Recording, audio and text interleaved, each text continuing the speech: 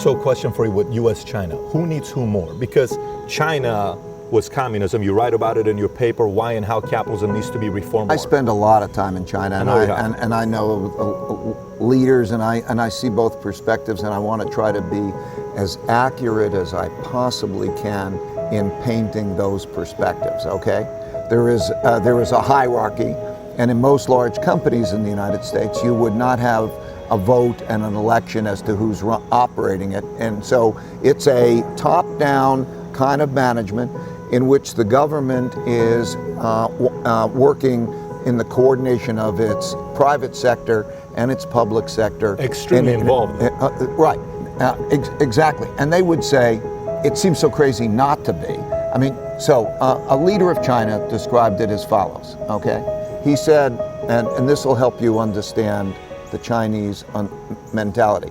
And because you know Iran and you know the United States, if one needs to suspend biases in order to try to hear the other's perspective. And so what a leader in China described to me, he said, the essence of the difference between the United States and China is what is the unit that matters. In the United States, it is the individual. It is individualism, and it is the individual. And everything is bottom up.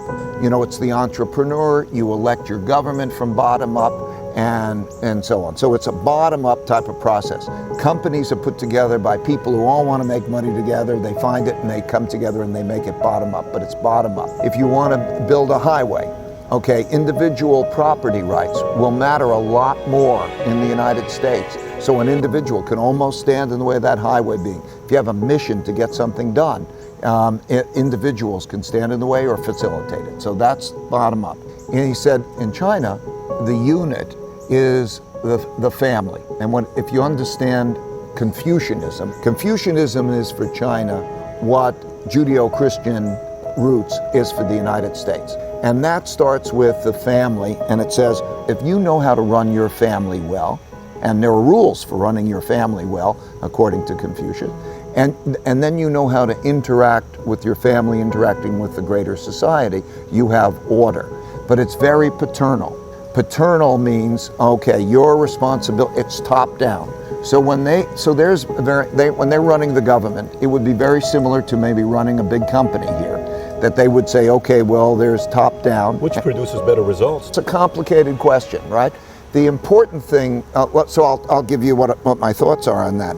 In their experience, when I first started going there, which was in 1984, since 1984, they have increased their incomes by an average of 26 times. They've gone from 2% of GDP to 22% of GDP. They had a poverty rate, which was 88%. It's now gone to less than 1%. They have lengthened the life expectancy by 10 years. Before we continue, help us by smashing that YouTube like button and subscribe now to this channel.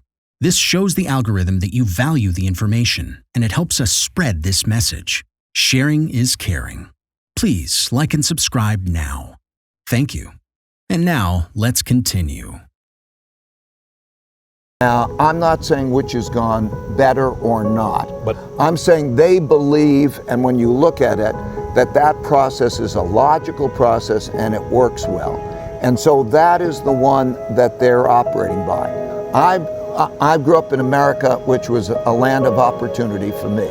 And this goes back to what I'm saying in terms of it's got to be a land of opportunity. But I grew up and all I had were two parents who loved me, and I went to a public school, and I believe in this opportunity and that element of those types of freedoms to create that opportunity.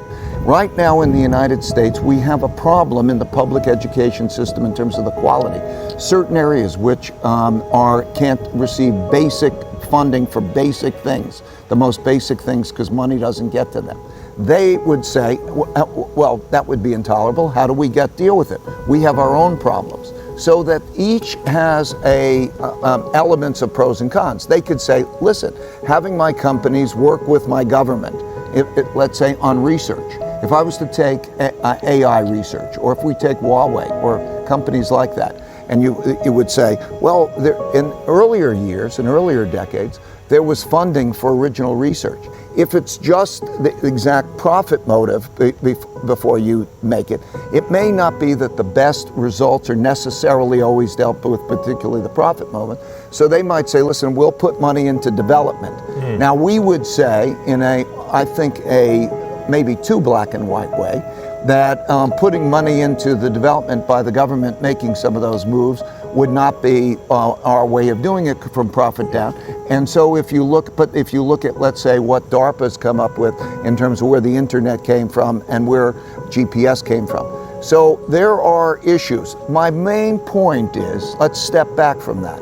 The question you're asking me is irrelevant. Which would I like? It doesn't matter. I mean, because of the pros and cons. Because the issue really is, will they have the right to do it their way? Let me just finish. Will they have the right to do it that way? Or no, there is a question around the right. Because will they do it that way, and will we do it our way? And then you have the real conflict, okay? Because the real conflict, when you get down to the nitty-gritty of that conflict, is they say, the team I'm going to put on is going to be a government company partnership type of thing, okay? And we will choose not to have as much of a government partnership. And then we argue about what the rules of the game are, and that's where the hardball starts to come in, right? Whatever way you want to run your family, you run your family. It's not my business. What I'm saying to you is, China wants to run it with those rules. Go be at it. No, I'm trying to make clear, when there's a question of an intersection, what are the rules of the game? The United States and China would disagree. Well, that's where the rubs come. In other words, if Huawei is a company which has a tremendous lead in 5G technology, and what an American perspective in the rules would be that China pumping money into Huawei is not the way the rules should be, okay? China would say, well, that's for you to say. And so they'll argue over this top-down versus bottom-up. I get that, but if you're trying to do business with me and my community, you got to play by my rules, not your rules, but right? It's not so clear-cut. That's the point. But if the whole thing with the CFO and the whole, Iran and side deal with another company, if you're trying to do business with U.S. and the community, wouldn't it have to be by the rules that U.S. has? Of course. Okay. Each can operate by its rules within its domain. Sure. However, it doesn't work that way. Okay, because of how intertwined they are, okay, because of how intertwined one technology is for another. If I was to recount what goes into our technologies or their technologies, and the world that we've gone through has been intertwined. The globalization has meant that companies get this piece from the other and that piece from the other, and there are trade routes.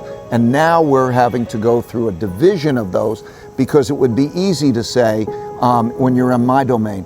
But the world doesn't work like the domain is cut and isolated and you're just within it, because the products are not just within it. If you take an Apple phone, if you take Apple devices, if you take a lot of things that we're using or vice versa, they are intertwined, and that is where the rub is. It's a competition. And with that competition, whatever it is, we will have our bottom up, they'll have their top down, they'll be control and we'll be this, and so on. And that's how it'll work. And so let's look at that both objectively, and then just also understand what they're doing and what their perspective is. I would say the biggest issue in the United States is, how do we be as great as we can be? And that's where my greater worry is, because at the end of the day, what's going to happen is, if we are as strong and capable as we can be, and as great as we can be, we will be good for ourselves, and we will be good for the world, and best in the event of any conflict. I agree with that. Okay? And that my worry is more about that, okay, than anything else. What to do in such a situation? Inform yourself and keep your financial education strong. We from the Compact Group offer our loyal subscribers a free educational portal with first-hand monetary, financial, and economic knowledge. Enter our invite-only Insider Club by clicking the link below. You will get access to first-class information far earlier than the rest. we have prepared a special deal for all our members where you can access a giant pool of Robert Kiyosaki's financial wisdom for just $1. To find out more, simply click the link below and join our Insider Club absolutely free. But there is more you can and should do. Build up several streams of income. More and more people realize that they have to take their future in their own hands, but they don't know how and where to start. We from Compact offer our Insider Club members unique opportunities. Strengthen your financial muscle and get the edge. Click the link below. Become part of our free Insider Club. No financial obligations. But there's one important thing you have to know. You have to become active. So do it now. Become active and see you on the other side.